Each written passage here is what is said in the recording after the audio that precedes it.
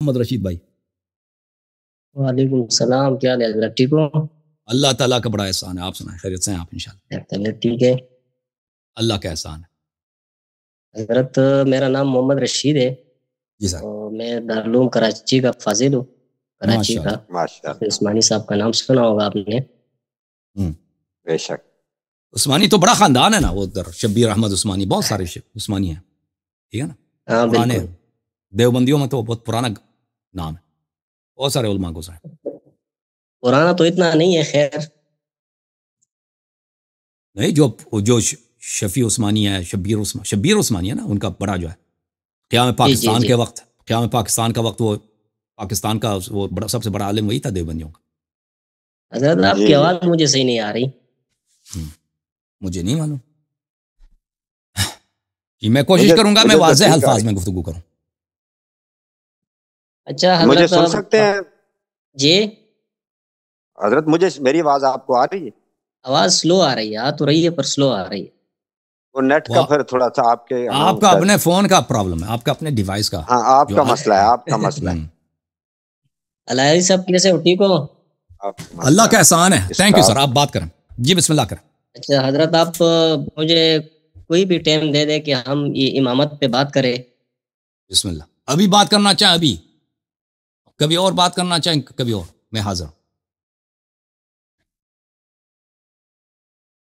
نہیں، آپ سے صرف یہ حضرت پہلی بات تو یہ ہے نا کہ کوئی بھی جو گفتگو ہے نا، اس کا کوئی نتیجہ ہونا چاہیے، اس کا کوئی اینڈ ریزلٹ ہوتا ہے. جب بھی آپ کو کوئی کال کرتا ہے یا کوئی بھی بندہ آتا ہے نا، تو اس کا کوئی نتیجہ نہیں نکلتا، یا آپ فون بند کر دیتے ہو یا اس کو بند کر دیتے ہو. تو میں کہتا ہوں کہ ایسی کوئی بات ہو کہ جس کا کوئی نتیجہ نکلے اور حقیقت سے کوئی بندہ انکار نہ کرے. جو حقیقت ہے وہ تو حقیقت ہے، اس سے تو کوئی بندہ اگر انکار کرے گا تو وہ تو سمجھو کہ پھر تو اس کا یہ ہوگا نا، اسلام کے دائرے میں ہے ہی نہیں. اس کا یہ ہوگا، اس کا طریقہ کار میں آپ کو بتاتا ہوں کیا ہوگا نا.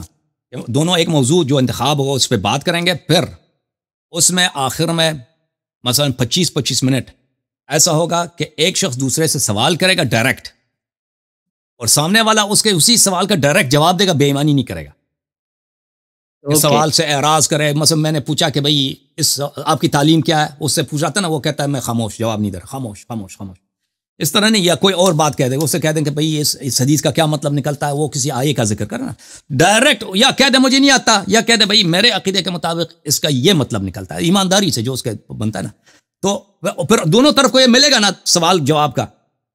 تو پھر ہو سکتا ہے، احتمال یہی ہے کہ دونوں طرف کے بھی اعتراف نہیں کرے گا کہ میں ہار گیا ہوں، ٹھیک ہے نا. لیکن وہ پتہ چل جائے گا، بہت حد تک واضح ہو جائے گا ناظرین کے لیے کہ یہ جو سوال جواب ہوئی ہے نا مناظرے کے بعد، استدلال طرفین کے بعد جو ڈائریکٹ سوال جواب ہوئی ہے، اس میں کس نے سوال کیے ہیں اور کس نے جواب صحیح دیا اور کس نے جوابوں سے اعراض کیا، کس کے پاس جواب نہیں تھا، تو بہت واضح ہو جاتا ہے اس سے.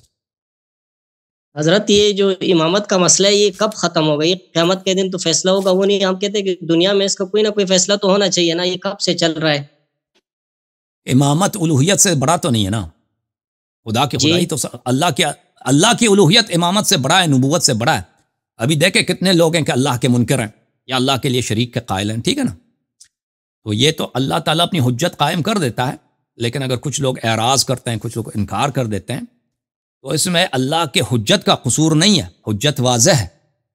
لیکن لوگوں کو جو ہے انکار کرنے میں اور حق کو نہ ماننے میں ان کو کوئی شرم نہیں آتی، کیونکہ وہ سمجھتے ہیں کہ دنیا میں ہمیشہ کے لیے رہیں گے.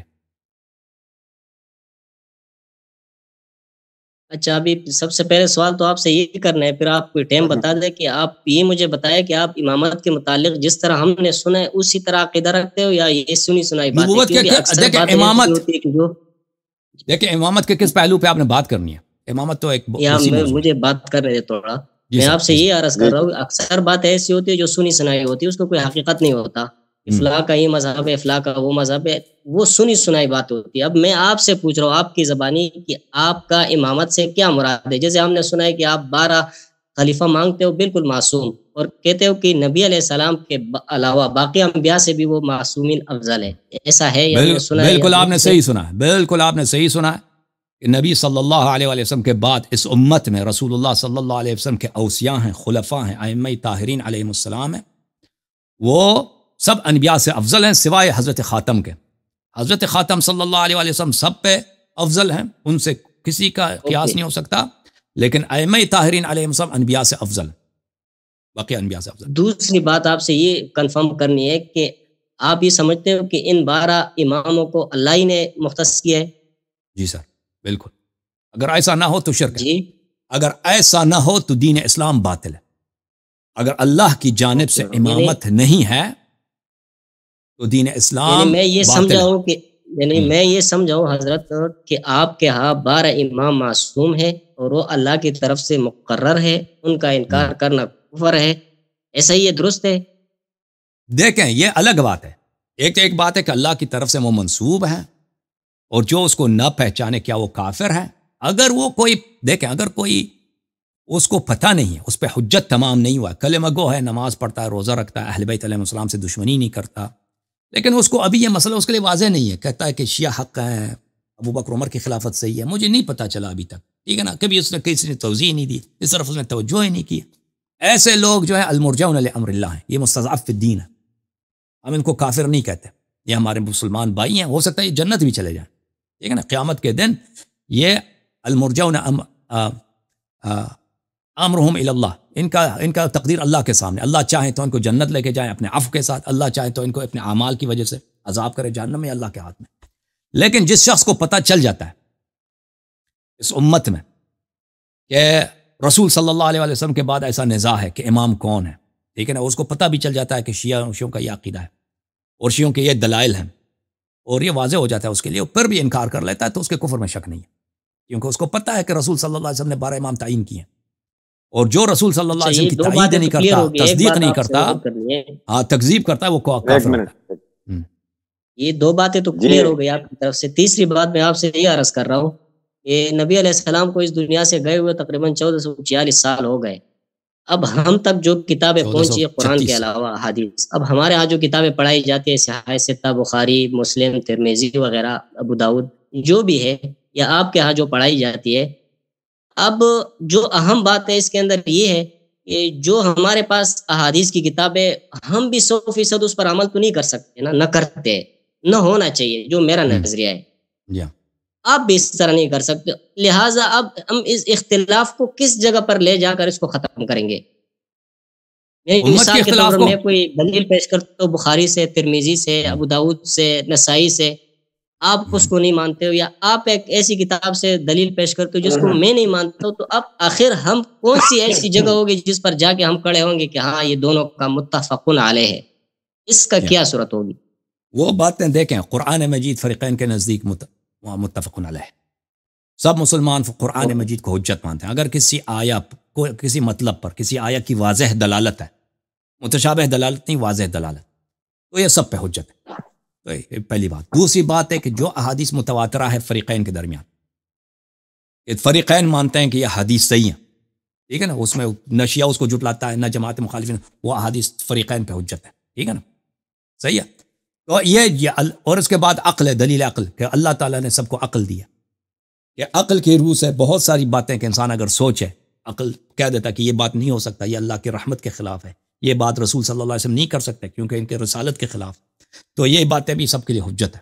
تو فریقین کے درمیان کیا چیز حکم ہوں گی؟ حکم ہوگی کتاب اللہ، حکم ہوگی وہ باتیں جو علماء امت نے، فریقین دونوں امت کی باتیں اس کو تسلیم کرتے ہیں، تصریح کرتے ہیں۔ درست ہے، آپ کی بات درست ہے، لیکن یہ کہ جو قرآن کی آیتیں جیسے ہم شروع سے لے کر اور ناس تک پڑھتے تھے، اب اس میں جو ہم تفسیر کریں گے وہ کون سا معتبر ہوگا؟ ایک تو ظاہری ہوتی ہے نا، جو قرآن کا یا ترجمہ ہے، یا پھر اس کی تفاسیر ہمارے علماء نے لکھی ہے، آپ کے علماء نے لکھی، اس پر ہم کس پر متفق ہوں گے؟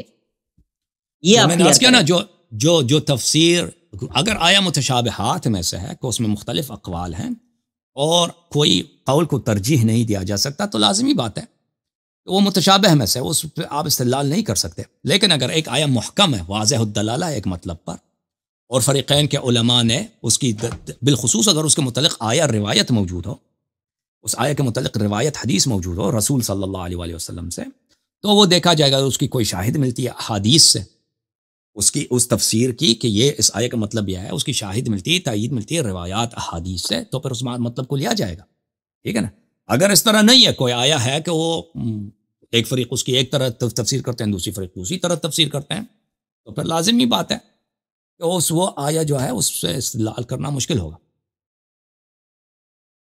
اوکے ہو گیا، اس کا مطلب یہ ہے کہ جو چیزیں تھی نا وہ پہلے میں نے واضح کر دی، جی سر، ابھی آپ مجھے کوئی ٹائم دے دیں۔ ابھی آپ سے کل پوچھنا پرسوں یہ ہے کہ پرسوں آپ تک۔ کہتے ہیں امامت پہ آپ گفتگو کرنا چاہتے ہیں، کس لحاظ سے، جی جی جی کس طرح سے؟ جی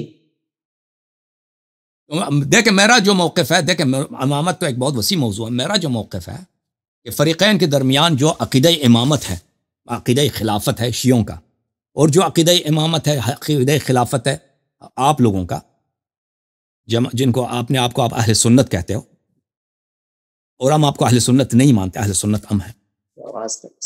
آپ کے فرقے کا اور ہمارے درمیان جو اختلاف ہے، ہم سمجھتے ہیں کہ آپ کا عقیدہ خلافت، عقیدہ امامت بالکل کفر ہے۔ اگر اس کو کھول دیں تو یہ بالکل اس سے اللہ کی الوہیت کا بطلان آتا ہے، اس سے اللہ کے غداری کا ثابت ہو جاتا ہے کہ اللہ یہ اللہ ہی نہیں ہے۔ اور آپ کا جو عقیدہ امامت، عقیدہ خلافت ہے، ابھی اجازت دیں، اجازت دیں، آپ کا جو عقیدہ امامت اور خلافت ہے، ہاں بالکل میں اپنا موقف بتا رہا ہوں شیخ صاحب، میں اپنا موقف بتا رہا ہوں کہ میرا موقف کیا ہے۔ آپ کا موقف تو آ گیا نا، وہ تو میں نے آپ سے نہیں آیا نا، ابھی نہیں آیا، ابھی آپ سن لیں، تحمل کریں۔ ہمارا موقف یہ ہے کہ آپ کا جو عقیدہ امامت و خلافت ہے، اس سے اللہ کی الوہیت کا بطلان اور رسول صلی اللہ علیہ وسلم کی رسالت کا بطلان، نہ صرف رسالتی باطل ہے بلکہ وہ ایک غیر عاقل شخص ہے، غدار ہے، خائن بھی تھے، غدار بھی تھے، اور عقل بھی ان کی صحیح نہیں تھی، رسول تو طے ہی نہیں۔ آپ کے عقیدہ امامت و خلافت سے یہ لازم آتا ہے۔ اس کے برعکس ہمارا عقیدہ امامت و خلافت، اگر اللہ رب ہے، اگر اللہ وحدہ لا شریک ہے، اگر اللہ نے نبی صلی اللہ علیہ وسلم کو بھیجا ہے، اگر یہ وہی اللہ ہے جس نے 1,24,000 پیغمبروں کو بھیجا ہے، اور ہمارے رسول صلی اللہ علیہ وسلم اگر واقعا اللہ کی جانب سے، تو ہو ہی نہیں سکتا کہ مگر یہ کہ وہی ان کے اسی طرح اوسیاء ہوں جس طرح شیعہ کہتے ہیں۔ یہ ہمارا موقف ہے اصل عقیدہ امامت و خلافت میں، ٹھیک ہے نا؟ اس موضوع پہ گفتگو کرنا چاہیں گے؟ نہیں بالکل کروں گا، آپ مجھے کوئی ٹائم دے دیں، اب تو ہمارے ادھر ٹائم اور ہو گیا نا۔ ہاں ٹھیک ہے بھائی، ٹائم دے دیں۔ دیکھیں آپ علامہ صاحب میں بھی تھوڑا سا درمیان میں، بسم اللہ بسم اللہ، جی بولے۔ میں تھوڑا وضاحت کر دوں، یہ جو میں تو اس میں بیٹھتا رہوں نا، اب یہ ایک تو ہے کہ صرف عقیدہ امامت جو شیعہ کا یعنی موقف ہے منصوص من اللہ اور معصومیت، اس خاص موضوع پہ گفتگو کی جائے، لیکن قبلہ محمد رشید صاحب حضرت حضور یہ ان کے برعکس آپ نے سن لیا ہوگا، یہ فوراً اسی پہ بھی بات کرتے ہیں کہ جو کہ انہوں نے ذکر کیا کہ ہم جو آپ کے خلفاء ہیں یہ عقیدہ یعنی اس طرح ہے، تو پھر یہ وہاں یہ بات آ جاتی ہے کہ ان دونوں موضوعوں پہ بات کریں گے۔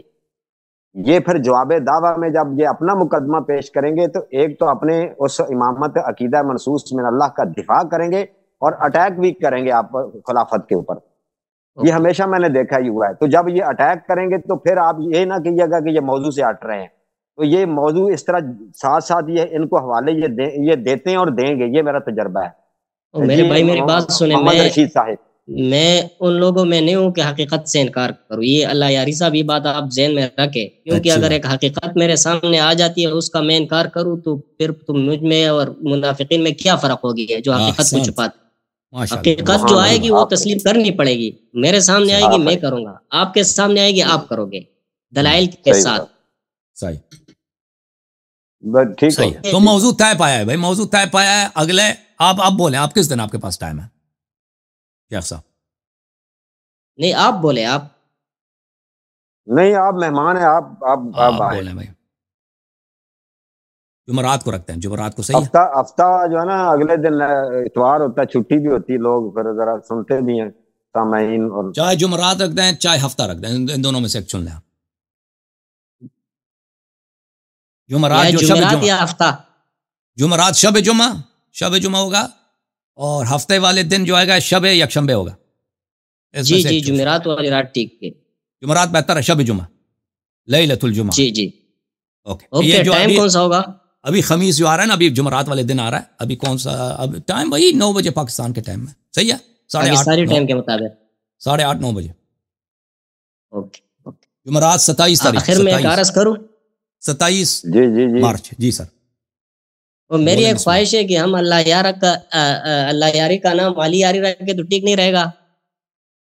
نام پہلے سے ہے نا، نام پہلے سے رشید صاحب آپ کا نام بھی ہم نہیں چڑھتے، آپ ہمارے نام کو نہ چڑھیں، اللہ آپ کو سلامتی دے. چل علی یاری آپ کہتے ہیں، کوئی بات ہمیں فخر ہے. میں نے مشورہ دیا ہے، میں نے کوئی علی یاری پہ ہمارا ہمیں فخر ہے، ہمیں شرف، ہمارے لیے شرف. Thank you. ابھی ان کا نام رشید علی رکھ دینا یا علی رشید. بالکل منظور ہے مجھے.